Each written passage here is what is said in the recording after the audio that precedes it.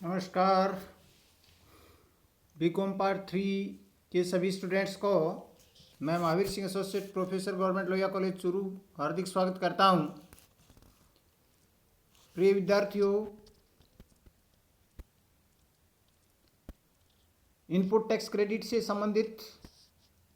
एक महत्वपूर्ण व्याख्यान आज सेक्शन 18 के बारे में है। पिछले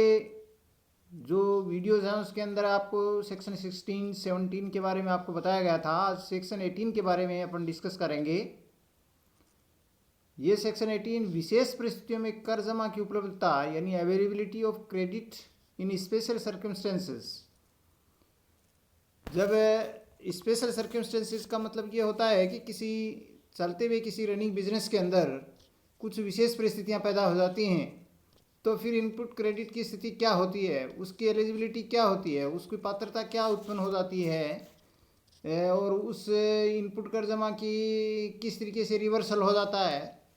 तो इन सब बातों को अपन आज इस सेक्शन 18 के अंतर्गत देखेंगे।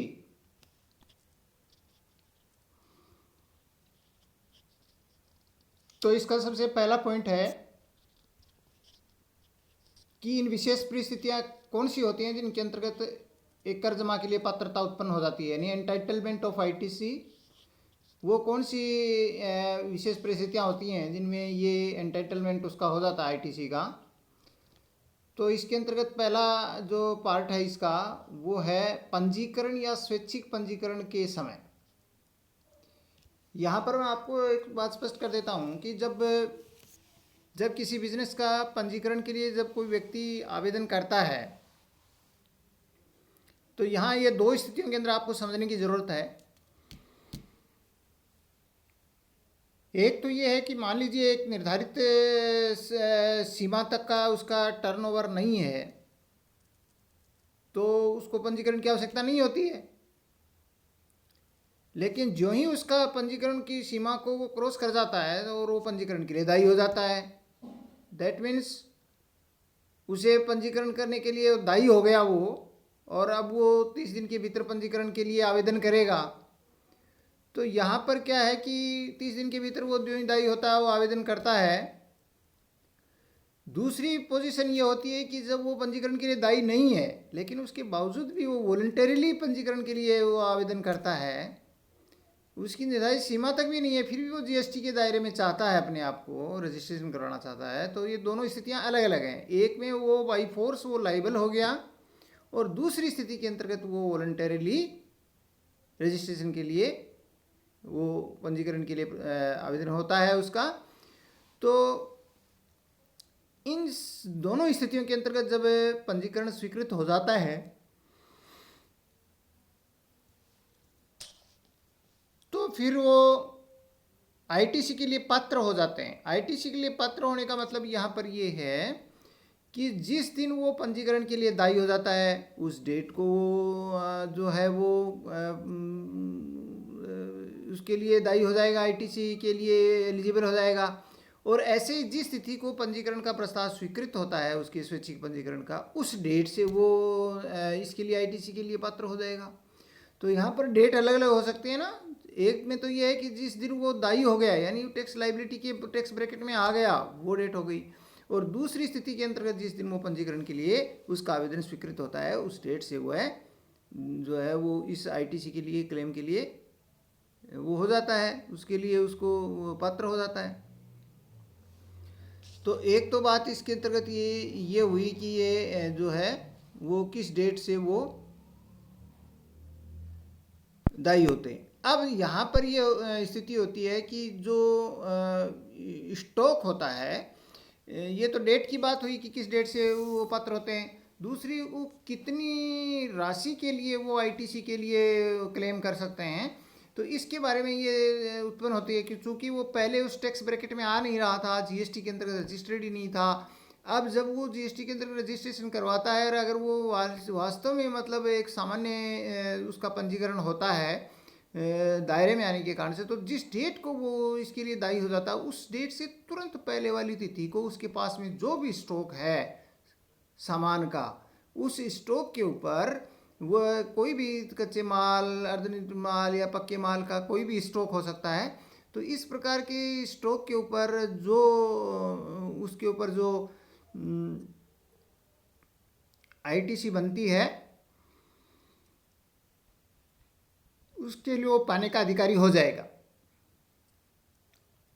फिर जहाँ तक स्वैच्छिक पंजीकरण वाली बात होती है, तो जिस डेट को वो स्वैच्छिक पंजीकरण उसका स्वीकृत होता है उस डेट को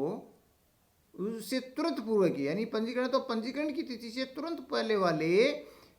डेट को उसके जो स्टॉक है उस पर आईटीसी पाने का वो अधिकारी हो जाएगा। तो यहाँ पर इस ए पॉइंट के अंतर्गत अपने को ये जो है वो दो बातें इम्पोर्टेंट हैं। वो ये है कि एक तो है डेट के बारे में, तो डेट भी दोनों के अलग अलग हो सकते हैं, और दूसरी अलग अलग डेट होगी तो उन डेट से तुरंत पहले वाले डेट को जो स्टॉक होगा, यानी एक तो जिस डेट को दायी होता है उससे पहले वाला स्टॉक, और दूसरा जिस डेट को उसको पंजीकरण का प्रस्ताव स्वीकृत होता है उस तिथि से पहले वाली तिथि को उसके पास जो स्टॉक है उसके ऊपर वो आईटीसी पाने का अधिकारी होगा। इसी के बाद में इसके अंतर्गत ये है कि भाई जो आईटीसी का क्लेम जो होता है वो जब से बीजक, कोई भी बीजक जारी हो गया, किसी आपूर्तिकर्ता ने बीजक जारी किया,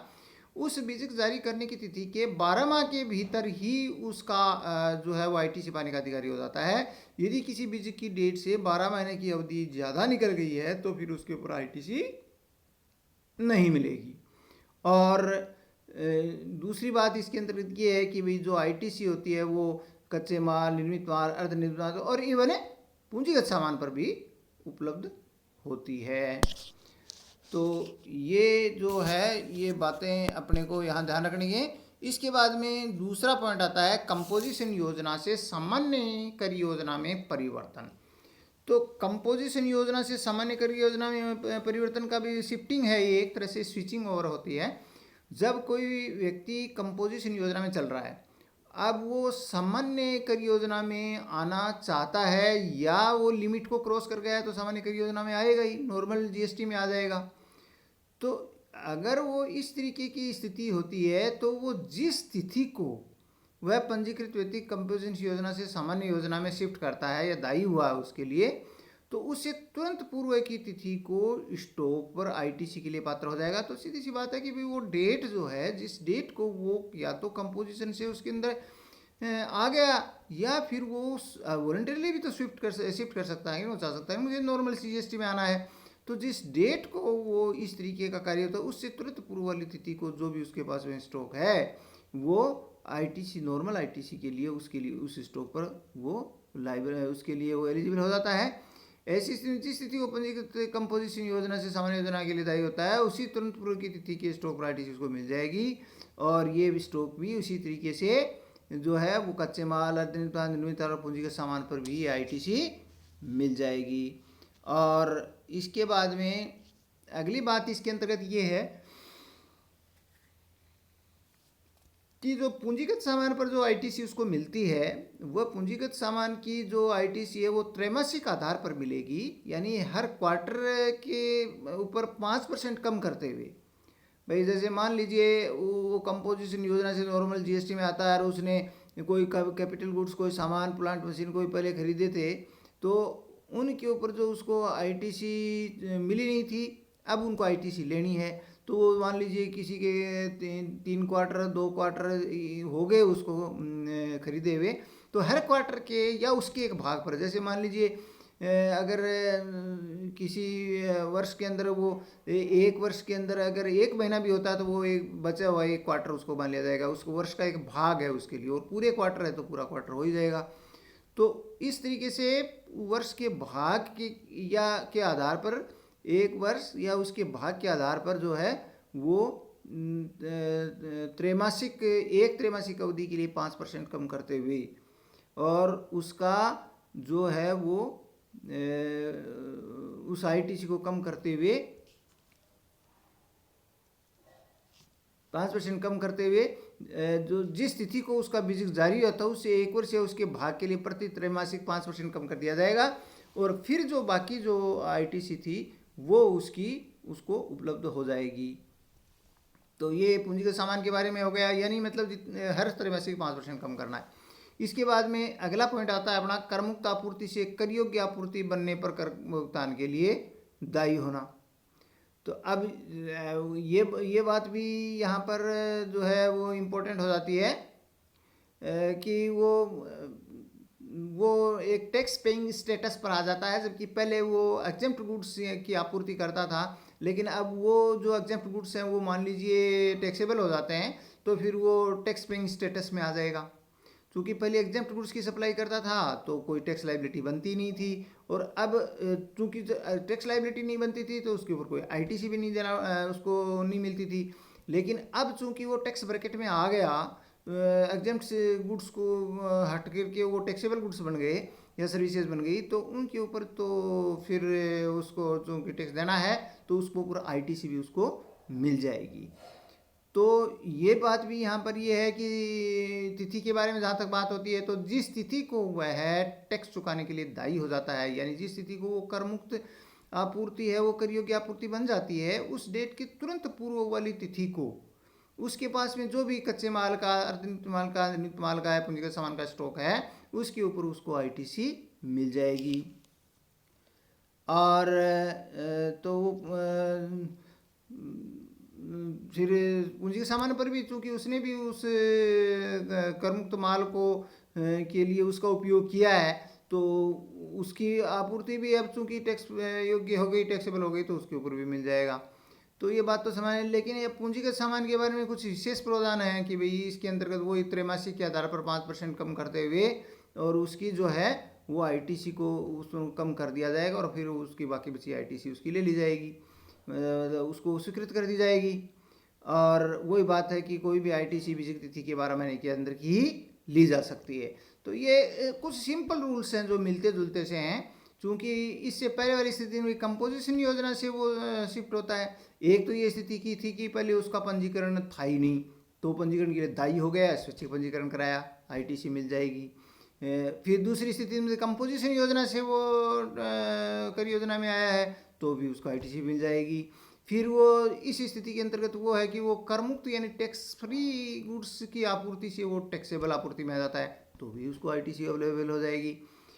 तो ये 3 स्थितियां हमने विशेष तौर से परिस्थितियां उत्पन्न हुई जिनके अंतर्गत उसको आईटीसी मिलेगी। इनपुट कर जमा को अब ये इससे उल्टा बात आ जाता है कि ऊपर वाली स्थिति में तो उसको क्या था कि आईटीसी पहले नहीं मिलती थी, अब उसको आईटीसी मिलेगी। ये स्थिति ये है जबकि पहले उसको आईटीसी मिलती थी, उपलब्ध थी, और अब वो पलट दी जाएगी, रिवर्स कर दी जाएगी या वापस कर दी जाएगी, तो उसको वापस किया जाएगा। तो ये वापस करने वाली जो कंडीशन है वो कंडीशन से अपने को यहाँ पर देखते हैं। तो वही बात है कि जैसे वो कंपोजिशन से सामान्य में गया, वैसे ही अगर कोई सामान्य से कंपोजिशन में जाता है तो सामान्य के कारण से उसको जो आईटीसी ले रखी थी, तो वो उसके बाद में उस स्टॉक के ऊपर वो आईटीसी जो बचा हुआ स्टॉक है उसके ऊपर आईटीसी वापस ले ली जाएगी। एक सिंपल सी बात है। तो सामान्य कर योजना से कंपोजिशन योजना में परिवर्तन होता है, अथवा दूसरी बात वही जैसे ऊपर नियम थे उसके अंतर्गत दोनों बातें थी ये, अथवा वो करमुक्त आपूर्ति से वो करयोग्य आपूर्ति से वो करमुक्त आपूर्ति में आ जाता है, करयोग्य आपूर्ति से वो, ठीक है। तो वो करमुक्त हो जाने के कारण से वो कर भुगतान की स्थिति से वो बाहर हो जाता है, out of tax paying status से वो एक्सक्लूड कर मतलब एग्जिट हो जाता है। किस कारण से कि पहले मान लीजिए वो सामान्य नॉर्मल जीएसटी में है और अब वो कंपोजिशन योजना को अपना लेता है या उस लिमिट में आ जाता है, और दूसरी पहले वो टैक्सेबल गुड्स की सप्लाई कर रहा था और अब वो taxable goods tax free goods के अंदर आ जाते हैं। तो अब उसको जो आईटीसी वो प्राप्त कर चुका है पहले, वो उसको वापस करनी पड़ेगी, उसको पलट दिया जाएगा। वो एक तरह से ये स्विचिंग है from normal to composition scheme और exit from tax paying status. तो ऐसी स्थिति में जो सामान्य से कंपोजिशन का विकल्प अपनाने की तिथि अथवा आपूर्ति कर मुक्त होने की तिथि जैसी भी स्थिति हो, उस स्थिति से तुरंत पूर्व वाली तिथि को जो उसका स्टॉक है, कैसा भी स्टॉक हो, कच्चे माल, पक्के माल, अर्धनिर्मित माल या पूंजीगत सामान, उसके ऊपर उसको आईटीसी मिल जाएगी, मतलब उसको आईटीसी उसकी रिवर्स हो जाएगी। तो और वो बीजक ही उसका आधार होगा। और यदि मान लीजिए बीजक नहीं है उसके आधार का कि वापस करना है, किस आनुपातिक आधार पर ही होगा एक तरह से वो, क्योंकि मान लीजिए 10 लाख का स्टॉक था और लास्ट में 2 लाख का स्टॉक बचा हुआ है, तो जो भी आईटीसी हो 2 लाख बटा 10 लाख के अनुपात में उसको डिवाइड किया जाएगा। तो जो आनुपातिक आईटीसी वापस ली जाएगी वो आईटीसी जो है वो बीजक मूल्यों के आधार पर ली जाएगी कि जिन बीजक से संबंधित आईटीसी है। अब मान लीजिए बीजक मूल्य उपलब्ध नहीं है, तो ऐसी स्थिति में उस स्थिति को जिस स्थिति को ये उसको आईटीसी वापस ली जा रही है, तो उस स्थिति की जो बाजार मूल्य होते हैं, मार्केट प्राइस, जो प्रेवलेंट जो मार्केट प्राइस होती है, उसके अनुपात में उसको वापस कर दिया जाएगा।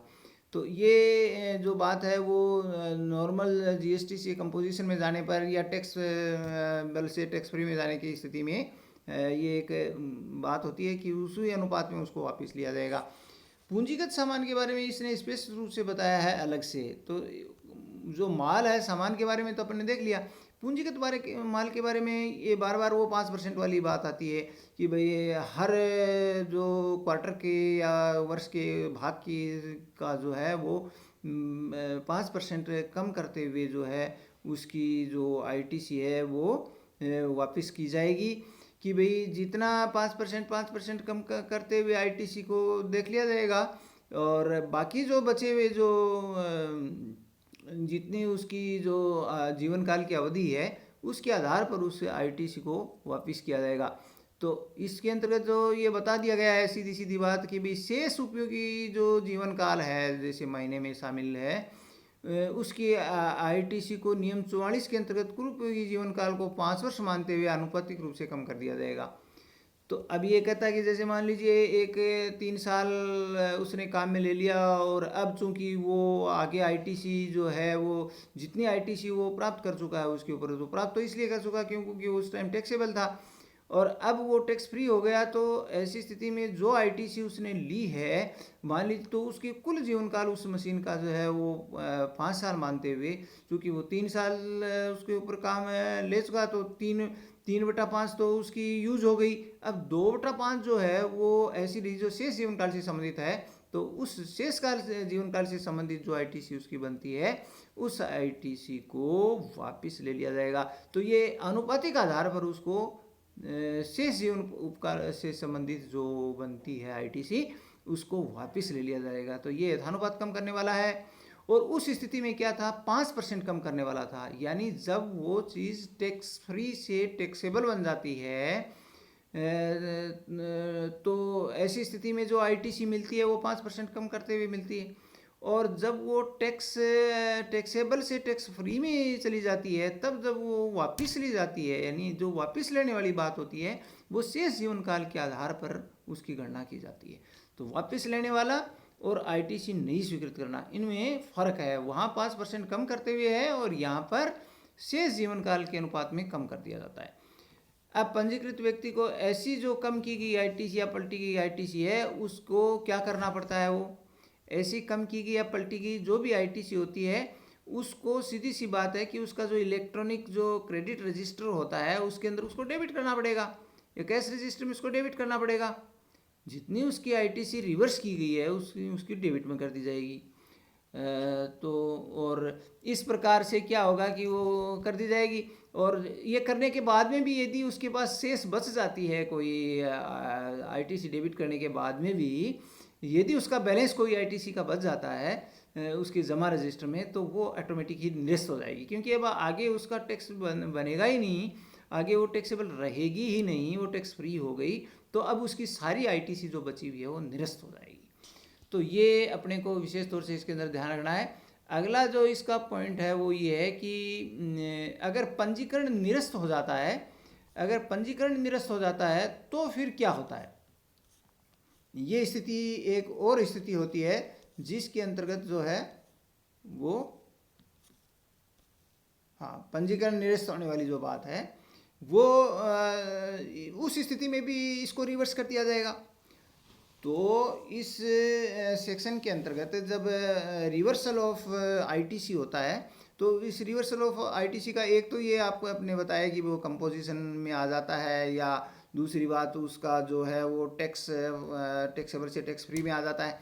तो एक रिवर्सल होता है। दूसरा इसका रिवर्सल होता है कि पंजीकरण उसका किसी भी कारण से पंजीकरण निरस्त हो जाता है, यानी कैंसिल कर दिया जाता है उसका निरीक्षण, उसका जो पंजीकरण है और रजिस्ट्रेशन है वो कैंसिल ही हो गया, मान लो किसी भी कारण से रजिस्ट्रेशन को कैंसिल कर दिया। अब रजिस्ट्रीकरण जिस डेट को रजिस्ट्रीकरण निरस्त हो गया, इसका मतलब वो इस डेट के बाद में वो आईटीसी लेने का अधिकारी नहीं रहता है। तो जिस डेट को उसका पंजीकरण निरस्त होता है उस डेट से तुरंत पहले उसकी जो भी स्थिति है उसके स्टॉक के आधार पर उसकी रिवर्सल किया जाएगा, और आनुपातिक आधार पर उसकी वो है जो जितना स्टॉक बचा हुआ है उतनी स्टॉक के ऊपर बनने वाली आईटीसी को वापस ले लिया जाएगा। ठीक है। और तुरंत पूर्व के स्टॉक जो भी है पूंजीगत सामान सहित जितना बचता है आईटीसी को संबंधित बीजकों के आधार पर जो है वो प्रचलित बाजार मूल्य या बीजक नहीं है तो प्रचलित जो बाजार मूल्य है उसके आधार पर आनुपातिक रूप से वापस कर दिया जाएगा। लेकिन पूंजीगत सामान के बारे में वही बात है कि भी शेष जीवन कुल जीवन काल को 5 वर्ष मानते हुए और शेष जीवन काल को आनुपातिक आधार पर कम कर दिया जाएगा। जीवन काल से संबंधित आईटीसी को वापस ले लिया जाएगा। इसके बाद में इसी के अंतर्गत अगली बात ये आ जाती है कि भी ऐसे जो अब इसके अंतर्गत एक बड़ी इंपॉर्टेंट और महत्वपूर्ण बात होती है कि जब उसको निरस्त किया जाता है तो निरस्त करने की स्थिति के अंतर्गत जो देखा जाता है कि कितनी आईटीसी वापस ली जा रही है, वो आईटीसी वापस ली जाती है उसकी कैलकुलेशन कर ली जाएगी कि भी जितनी आईटीसी उसको वापस लेनी होती है वो उसको जमा करानी होती है, एक तरह से हम ये कह सकते हैं। तो अब एक तो उसकी आईटीसी कितनी बनी वो, दूसरी अगर मान लीजिए उसके ऊपर अगर वो रजिस्ट्रेशन जारी रहता है तब उसका आउटपुट टैक्स कितना बनता है उस स्टॉक के ऊपर। एक तो उस स्टॉक पर बनने वाला आउटपुट टैक्स और एक उसकी आईटीसी, इन दोनों जो वापस ली गई आईटीसी है, वापस ली जाने वाली जो आईटीसी है वो, इन दोनों में से जो राशि अधिक होती है वो राशि उसको भुगतान करने की बात होती है। ये एक बड़ी इंपॉर्टेंट बात है इसके अंतर्गत। निरस्तीकरण की स्थिति में जो बनने वाला आउटपुट टैक्स है ये सीधी सी बात होगी कि आईटीसी को ऐसे स्टॉक पर बनने वाले आउटपुट टैक्स की तुलना की जाएगी और जो भी अधिक होगा वह राशि पंजीकृत व्यक्ति के द्वारा देय होगी। अब निरस्तीकरण तिथि से बनने वाले जो भी आउटपुट टैक्स में जो है वो ऐसी जो पलटी गई आईटीसी या जो आउटपुट उस डेट को जो स्टॉक है उस पर बनने वाले टैक्स में से जो राशि अधिक होती है वो राशि उसकी आउटपुट टैक्स लायबिलिटी में जोड़ दी जाती है।